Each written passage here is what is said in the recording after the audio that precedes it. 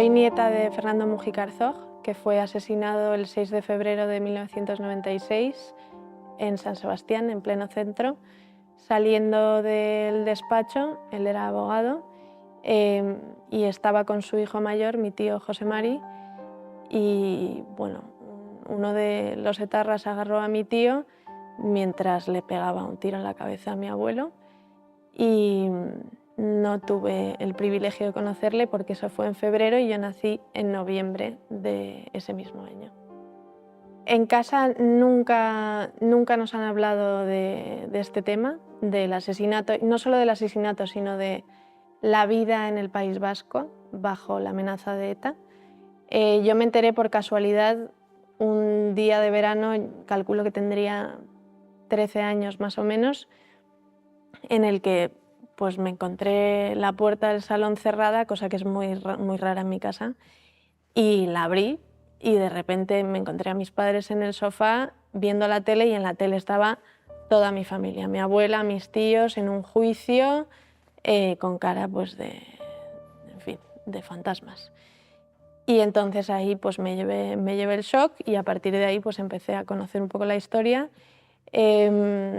Y con los años sí que hemos ido pues preguntando, investigando, leyendo sobre la historia familiar, y es ahí cuando entendí por qué vivía en Madrid y no en San Sebastián, porque claro, yo nací en San Sebastián, mi hermano pequeño también, pero mis padres, pues después de todo esto, todavía teniendo que llevar escolta, todos todavía amenazados después de décadas con escolta, etcétera, etcétera, dijeron que, bueno, pues que suficiente y que nos íbamos a Madrid.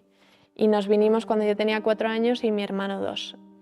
Y lo que sé de mi abuelo es todo muy positivo. Era una persona, al parecer, muy alegre. Bueno, era un cachondo mental, por lo que cuenta todo el mundo. Se dedicó a la política durante la etapa de la transición a la democracia en España y gestó y vivió pues un poco el relanzamiento del PSOE cuando todavía vivía Franco. Lo hacían desde la clandestinidad en Francia. Bueno, historias rocambolescas, escapaban pues de noche por el río a escondidas porque los partidos políticos estaban prohibidos en España, y pues, para tener todas estas reuniones en las que planificaban un poco pues cómo iba a ser el regreso tras la muerte de Franco y el paso a la democracia, etc. Y en el País Vasco, pues bueno, en el 84 matan a Enrique Casas, que era dirigente del Partido Socialista de Euskadi en Guipúzcoa. Y entonces es ahí cuando, pues básicamente, como esto es lo que hacían, cargarse a la oposición democrática que no era independentista, nacionalista, abertzale, pues iban quedándose sin personas que pudiesen pues, ponerse en primera fila de la política. Y decidió dar el paso y, bueno, pues tomó el puesto de Enrique Casas. Estuvo más o menos 10 años, en el 93 dejó la primera línea en política, él era abogado de profesión, y le matan en el 96 cuando ya no estaba ejerciendo públicamente la política. Era una persona con convicciones democráticas y de libertad muy fuertes, muy potentes, y venía de una historia familiar dramática de huida de Polonia por la persecución nazi durante el Holocausto, o sea que se sucede un drama tras otro en la familia. Entonces, bueno, pues tenía este convencimiento de que la política pues es esencial a la hora de determinar el rumbo de una sociedad, y en esa época sabían perfectamente lo que significaba dar el paso al frente y meterte en política en el País Vasco, porque ya estaban amenazados cuando ejercían sus trabajos, digamos, más normales, simplemente por ser demócratas en Euskadi, y ya pues metiéndote en política no te quiero ni contar lo que era la persecución. Mucho antes del atentado, como he dicho, toda mi familia estaba amenazada y todos iban con escolta y se sabía que iban a por él. De hecho, lo habían intentado antes, y la forma en la que vivían era, pues básicamente cuando había una especie de señal de que podían ir a por él, pues hacías carambolas, pues de repente pues no aparecía por casa porque tenía que refugiarse en secreto en otro lugar y no podía avisar porque ponía a todos en peligro, ese tipo de cosas en las que, bueno, vives con miedo, no sabes dónde está tu marido o tu padre, en el caso de mi padre y de sus hermanos. Y además mi familia, como el entorno social sabía quién era mi abuelo, pues mi familia vivía completamente estigmatizada en San Sebastián. Estigmatizada quiere decir pues, que a mi abuela sus amigos de toda la vida pues, la dejaban de lado, le llegaban a decir que era amiga molesta, que era un concepto que utilizaban, pues que claro, es una persona que molesta porque saben que si te ven con esa persona, tú ya también pasas a estar un poco en la lista negra de ETA y de su entorno, ¿no? Ese era el estilo de vida, bajo el radar, bajo amenaza, bajo miedo y todo como en secreto, y con muy poca gente que daba la cara por ellos. Y después del asesinato, lo curioso es que todo siguió igual o peor. Entonces, ella seguía siendo amiga molesta, pues a lo mejor las señoras en el ascensor, cuando la veían entrar, se salían del ascensor para que ella subiera sola y que ni siquiera en un ascensor tener que cruzar palabra con ella. Después del asesinato, el día después y los días siguientes, amaneció la casa con pintadas horribles, pues de perro, de estas burradas que escribían, en fin. Y entonces, pues claro, en ese clima social, pues vivir lo que es vivir. También sé que, por ejemplo, cuando yo nací, como todavía estaban amenazados, pues me tenían que sacar a pasear a kilómetros de casa con escolta, como no, siendo un bebé, pues porque tenías que hacer siempre rutas distintas, en fin, pues te tenían todavía fichado. Como no solamente mi abuelo Fernando, sino su hermano Enrique estaban en política, en el Partido Socialista, pues mi tío Enrique también era una figura pública, con lo cual la familia no se escapaba de esa condición pues de ser gente notoria y que llamaba la atención en la ciudad, porque además es una ciudad muy pequeña. Entonces, pues bueno, este era un poco el estilo de vida. Ya, lógicamente, mis padres se hartaron, no nos querían criar en ese ambiente tan desagradable en el que a lo mejor tú vas al colegio, ellos no te lo quieren contar porque es algo tan duro, tan doloroso y tan injusto que pues, no es agradable y mucho menos para un niño tener que pasar por el mal trago de entender por qué te han hecho eso, en fin. Entonces pues nos sacaron de ahí y a los años mi abuela ya también pues decidió que se iba y se vino a Madrid. Cuando voy a San Sebastián me siento como una extraña porque soy de ahí, nací ahí, mi familia es de ahí, pero no me han dejado vivir ahí, ser de ahí, etcétera, etcétera. Y lo que pasa es que es muy complicado llegar a procesar el hecho de que a ti y a tu familia, unas personas que son unos fanáticos que viven por y para una ideología completamente violenta, sangrienta, en fin, desagradable, alocada, sesgada, etcétera, etcétera, deciden, porque sí, porque tú no piensas como ellos y además ven que nunca vas a pensar como ellos, deciden unilateralmente matarte, acabar con tu vida. Esta persona es un obstáculo para nuestros fines políticos, nos lo cargamos. Y aun con todo, o sea, ellos te estropean la vida, a ti y a tu familia, por ser muy suave con el término, y encima todavía eres tú el incómodo.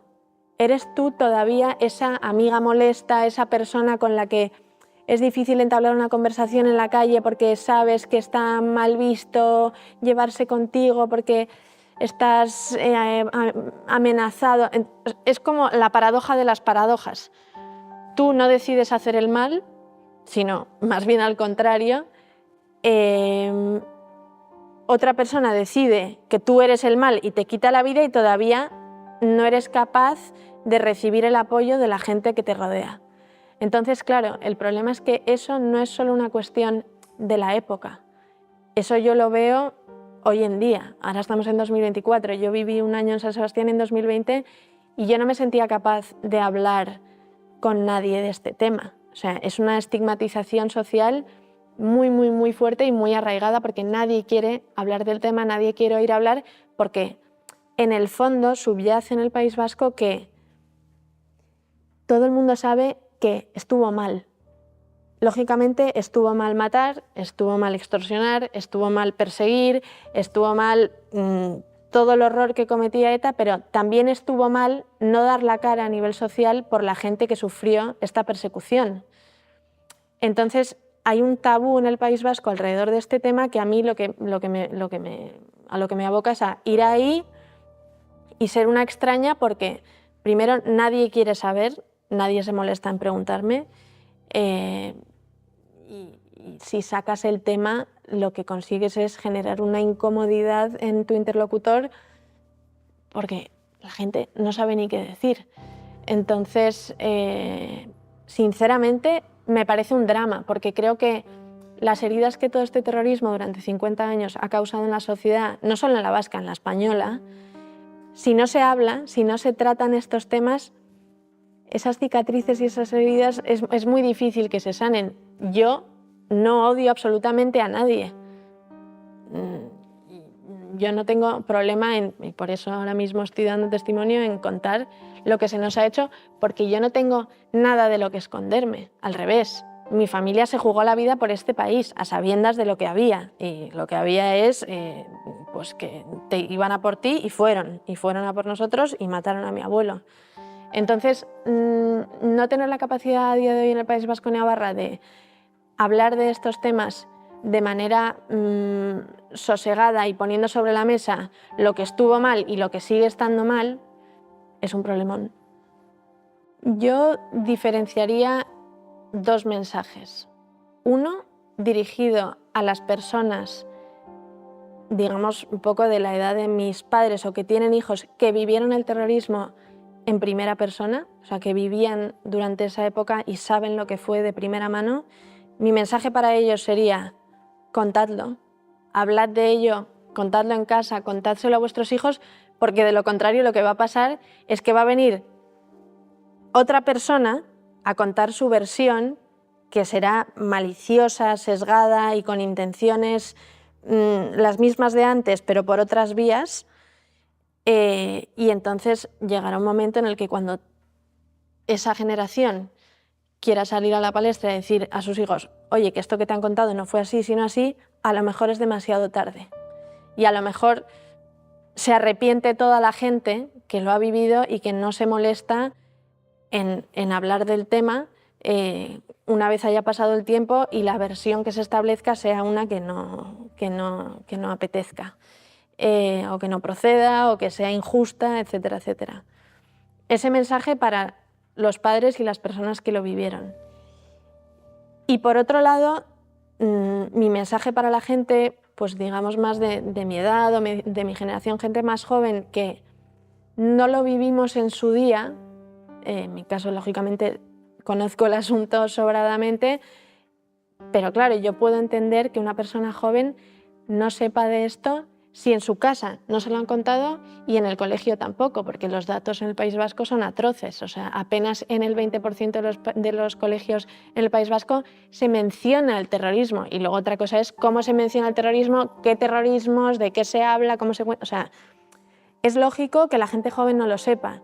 Entonces, mi mensaje para la gente joven sería: moléstate en informarte, sobre todo los que viven ahí, porque tienen... diría aún más derecho a saber, porque el daño que se ha hecho en esa tierra, no solo en España, pero concretamente en esa tierra, es terrible. Tienen derecho a saberlo, a saber la verdad, y por otro lado, que se molesten en hacerlo, porque de lo contrario, lo que pasa siempre es que la historia se repite.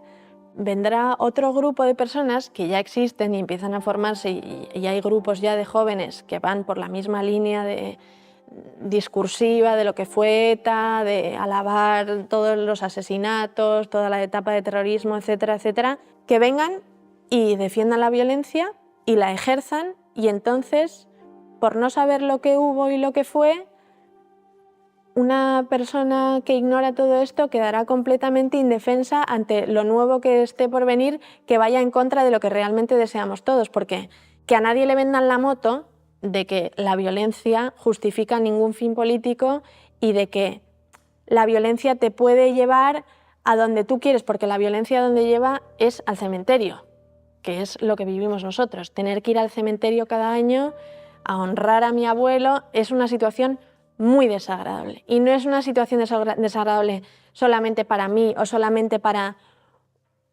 uno de los bloques de pensamiento dentro de grupos de personas. Es una situación desagradable para todo ser humano, porque nadie quiere enterrar a un ser querido porque otra persona ha decidido que ese ser querido no merecía vivir. Entonces, si no te informas, si no te molestas en saber, lo que puede pasar es que alguien vendrá con su discurso agresivo, violento y sectario y te convencerá de algo que en ningún caso estuvo, está ni estará bien. Y mi objetivo, lógicamente, es que esto no se repita para que nadie tenga que pasar por el horror familiar que ya adelantamos los que lo padecemos, que no beneficia absolutamente a nadie. O sea, nadie quiere estar en mi situación. Nadie quiere tener que estar delante de una cámara contando que han matado a un ser querido porque pensaba distinto a otro en este país. Nadie. O sea, estás mucho mejor viviendo tu vida tranquilo, siendo feliz, libre, pudiendo ir a votar tranquilamente a quien quieras y no a quien te obligan porque si no te van a matar. O sea, es de perogrullo.